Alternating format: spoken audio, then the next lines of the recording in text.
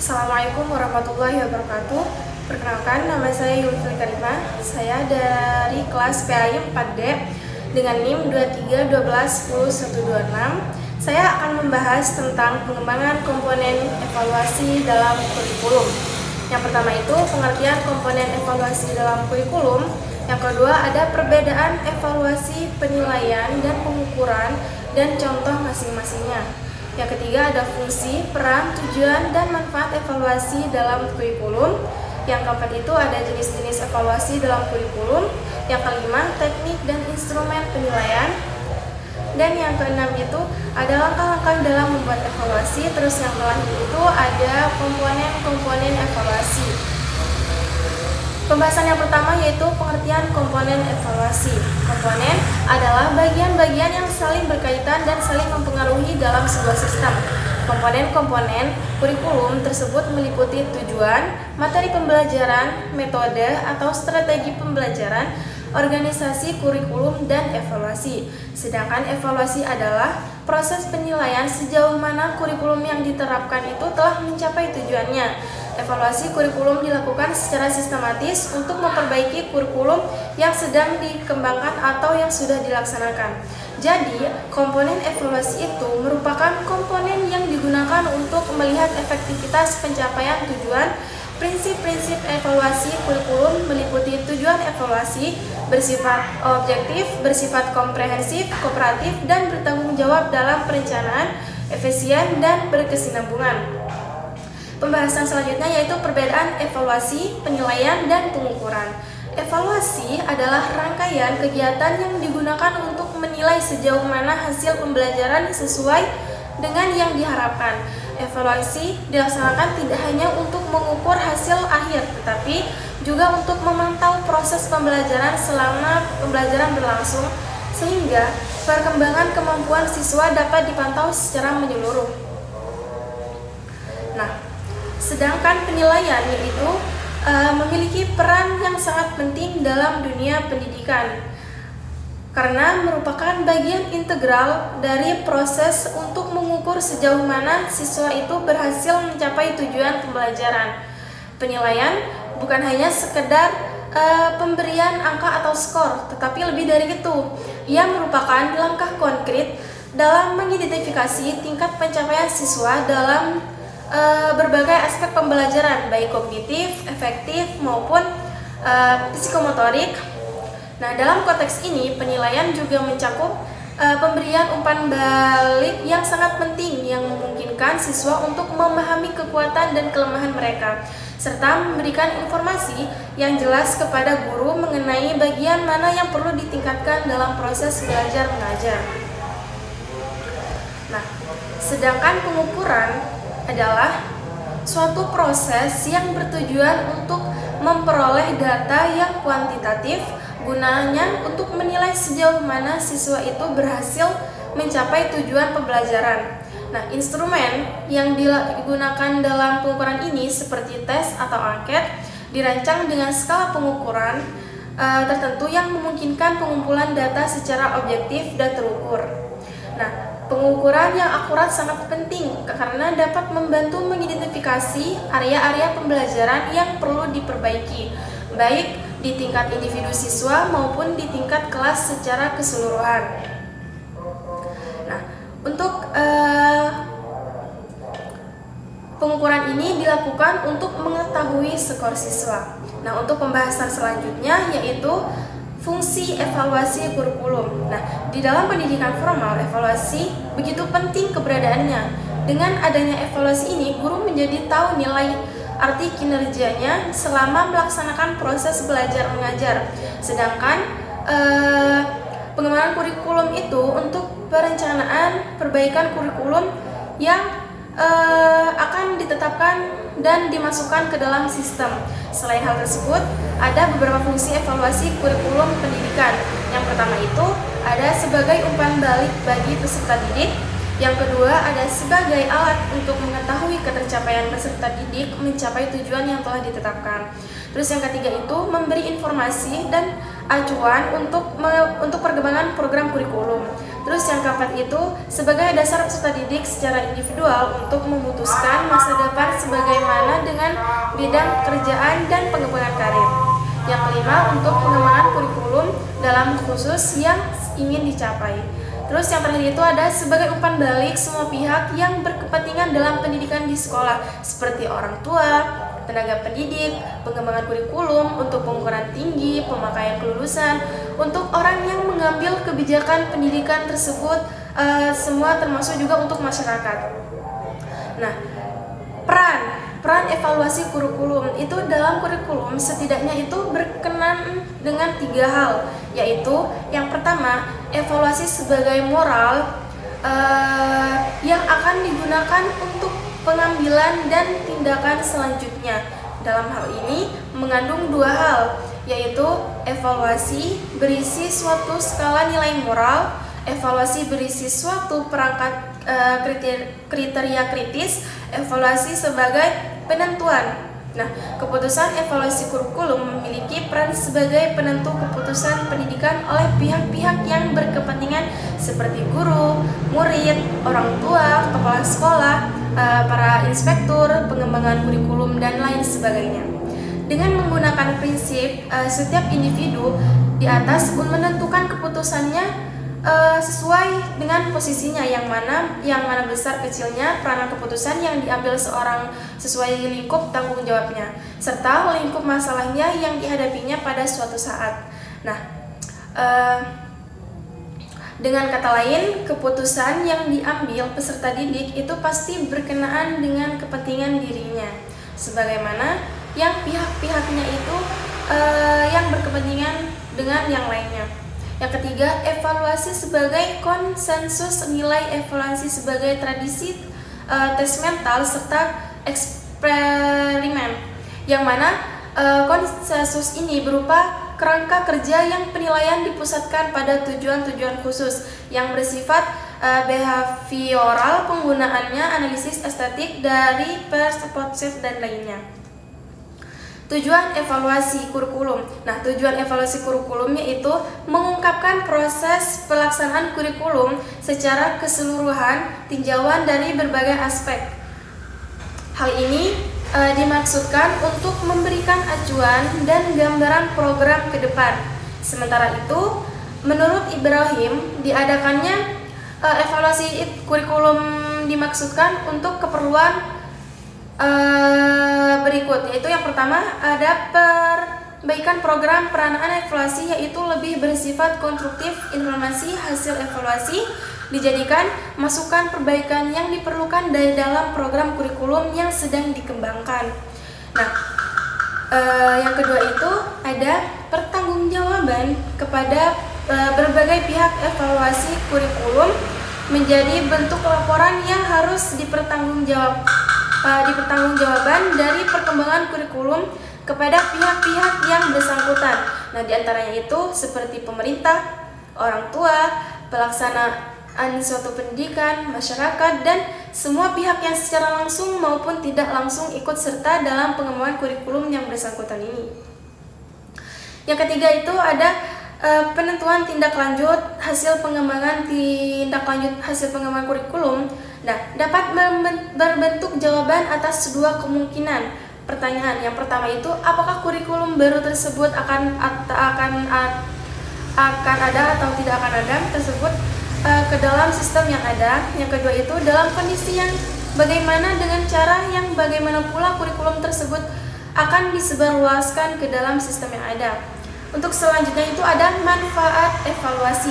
Nah, dilaksanakannya evaluasi, proses dan hasil pembelajaran, dan ada beberapa hal diantaranya, yaitu yang pertama, memperoleh pemahaman, pelaksanaan, dan hasil pembelajaran yang telah berlangsung atau dilaksanakan. Terus yang kedua itu ada membuat keputusan berkenaan dengan pelaksanaan dan hasil pembelajaran. Dan yang ketiga itu ada meningkatkan kualitas proses dan hasil pembelajaran dalam rangka upaya meningkatkan kualitas keluaran. Nah, terus selanjutnya yaitu jenis evaluasi kurikulum. Nah, banyak jenis-jenisnya itu seperti yang telah dibahas sebelumnya, evaluasi formatif dan sumatif menunjukkan fungsi evaluasi dan bukan jenis evaluasi. Nah, dalam evaluasi kurikulum, jenis evaluasi itu baik. Untuk pembahasan selanjutnya yaitu ada jenis-jenis evaluasi, ada 4, yaitu yang pertama evaluasi formatif. Evaluasi ini dilakukan selama proses pengembangan atau pelaksanaan kurikulum. Tujuannya itu adalah untuk memberikan umpan balik yang dapat digunakan untuk memperbaiki kurikulum. Nah, contohnya itu evaluasi terhadap materi pembelajaran, metode pengajaran, atau kegiatan siswa. Nah, yang kedua evaluasi sumatif. Evaluasi ini dilakukan pada akhir periode tertentu seperti akhir semester atau akhir tahun ajaran. Nah, tujuannya adalah untuk menilai pencapaian tujuan kurikulum secara keseluruhan. Contohnya ujian akhir, penilaian proyek, atau survei kepuasan siswa. Yang ketiga itu evaluasi internal. Evaluasi ini dilakukan oleh pihak-pihak yang terlibat langsung dalam pengembangan atau pelaksanaan kurikulum, seperti guru, kepala sekolah, atau pengembangan kurikulum. Yang keempat itu evaluasi eksternal. Evaluasi ini dilakukan oleh pihak-pihak yang tidak terlibat langsung dalam pengembangan atau pelaksanaan kurikulum, seperti ahli kurikulum, peneliti, atau lembaga penjaminan mutu. Nah, untuk pembahasan selanjutnya itu teknik penilaian dan instrumen. Teknik penilaian merupakan suatu teknik yang digunakan untuk mengidentifikasikan atau mengetahui hasil belajar peserta didik dengan menggunakan alat tes. Di antaranya itu tes tertulis, adalah tes yang memungkinkan guru untuk menulis soal dan menjawab dalam bentuk tes pilihan ganda, tes isian, tes benar salah, dan lain sebagainya. Terus selanjutnya tes pilihan ganda, yaitu seperangkat instrumen yang dibuat oleh guru secara objektif untuk mengumpulkan data perolehan pengetahuan dan terdapat jawaban dengan pilihan yang salah dan pilihan yang benar. Terus tes isian. Nah, tes isian ini adalah untuk menentukan hasil belajar dengan tujuan mendapatkan dan tentang kemampuan pengetahuan peserta didik dalam bentuk memori, cara melengkapi kalimat yang belum selesai yang dibuatkan oleh guru. Tes jawaban singkat. Ini berbentuk tes tertulis yang dimana guru itu menjelaskan kepada peserta didik dengan membutuhkan jawaban secara spontan atau singkat. Terus selanjutnya tes benar salah adalah instrumen atau alat yang dapat digunakan untuk mendapatkan atau memperoleh informasi tentang tingkat kemampuan pengetahuan peserta didik dengan memilih opsi benar atau memilih opsi salah terhadap apa yang telah dikatakan atau dipertanyakan yang telah disiapkan oleh guru. Nah, terus ada kemampuan peserta didik itu dalam penyampaian hasil belajar dengan cara memilih atau menentukan jawabannya sesuai dengan pernyataan yang dibuat oleh guru atau pendidik dengan sesuai terhadap materinya ya. Terus ada tes uraian. Nah, tes uraian ini adalah alat untuk menilai hasil belajar pada aspek pengetahuan dan untuk menguji kewawasan peserta didik.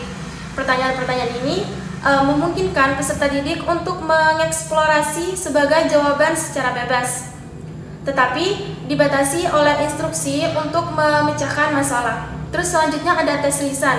Nah, adalah tes yang mengukur tingkat kemampuan, khususnya pada tingkat kemampuan pada aspek pengetahuan, di mana guru bertanya langsung kepada peserta didik secara lisan dan peserta didik menjawab atau merespon secara langsung dengan menggunakan gaya bahasanya sendiri.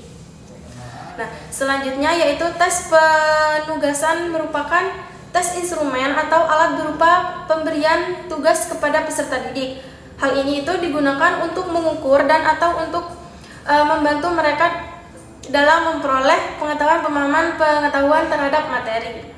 Terus instrumen adalah alat ukur yang digunakan untuk mengukur dalam rangka pengumpulan data. Yang pertama itu ada tes. Instrumen evaluasi yang berbentuk tes adalah berupa tes pilihan ganda, tes benar salah, tes jawaban pendek, tes pencocokan, dan lain sebagainya. Yang kedua, non-tes.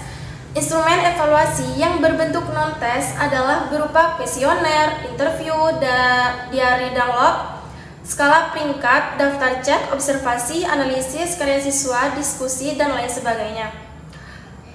Terus itu gunanya untuk mempermudah dalam melaksanakan proses penilaian, khususnya dalam pembuatan penilaian higher order thinking skill. Terus yang kedua itu instrumen penilaian higher order thinking skill bisa dikembangkan atau digunakan dalam berbagai macam penilaian pembelajaran apa saja. Terus yang ketiga, instrumen penilaian yang dilengkapi oleh petunjuk penggunaan materi terkait kisi-kisi soal, alur merancang soal ulangan atau ujian, sehingga akan lebih jelas dalam penggunaannya. Terus yang keempat itu ada dalam instrumen penilaian untuk menggunakan bahasa lugas dalam memahami oleh para pembaca. Nah, terus selanjutnya ada instrumen penilaian sangat bagus untuk dikembangkan bagi generasi sekarang untuk membiasakan berpikir tingkat tinggi untuk menyelesaikan berbagai masalah, berkreasi inovasi. Terus instrumen penilaian untuk digunakan secara praktis dan ekonomis. Untuk pembahasan selanjutnya yaitu langkah-langkah evaluasi kurikulum. Yaitu langkah-langkahnya yang pertama, mempelajari kurikulum yang sudah ada. Yang kedua, menuliskan latar belakang alasan mengapa kurikulum itu perlu dievaluasi. Terus yang ketiga, menentukan apa yang ingin diketahui dan menuliskan pertanyaan evaluasi. Dan yang keempat itu membuat rancangan evaluasi. Dan yang kelima itu mengumpulkan informasi data. Yang keenam, menganalisis informasi data. Yang ketujuh, merumuskan kesimpulan. Kedelapan itu menginformasikan hasil dan memanfaatkan. Yang sembilan, memanfaatkan hasil untuk merevisi kurikulum. Komponen-komponen evaluasi. Nah, komponen-komponen evaluasi dapat bervariasi tergantung pada konteksnya. Namun, secara umum berikut adalah beberapa komponen penting dalam sebuah evaluasi. Tujuan evaluasi ini adalah langkah awal yang tujuan evaluasi harus jelas dan spesifik menjawab pertanyaan mengapa evaluasi ini dilakukan. Tujuan ini untuk membantu seluruh proses evaluasi. Kriteria evaluasi adalah standar atau tolak ukur yang digunakan untuk menilai objek yang dievaluasi. Terus metode evaluasi. Metode evaluasi itu mencakup teknik dan prosedur yang digunakan untuk mengumpulkan dan menganalisis data. Terus pengumpulan data. Nah, pengumpulan data di sini adalah proses pengumpulan data informasi yang relevan dengan kriteria evaluasi. Nah, data ini dapat dikumpulkan melalui berbagai cara seperti survei, wawancara, observasi atau analisis dokumen. Terus analisis data. Setelah data terkumpul, langkah selanjutnya adalah menganalisis data tersebut untuk menarik kesimpulannya. Analisis data harus dilakukan secara sistematis dan objektif. Terus selanjutnya ada pelaporan hasil evaluasi. Nah, hasil evaluasi harus dilaporkan secara jelas dan ringkas. Laporan evaluasi harus mencakup temuan utama, kesimpulan, dan rekomendasi. Terus selanjutnya ada penggunaan hasil evaluasi. Nah, evaluasi itu tidak akan efektif jika hasilnya tidak digunakan untuk membuat perbaikan. Dalam konteks yang lebih spesifik, seperti evaluasi pembelajaran, komponen-komponennya dapat mencakup beberapa hal. Perencanaan pembelajaran aktivitas, pembelajaran pengembangan profesi, penilaian hasil belajar. Mungkin hanya ini yang dapat saya bahas pada materi pengembangan evaluasi kurikulum. Kurang lebihnya mohon maaf. Wassalamualaikum warahmatullahi wabarakatuh.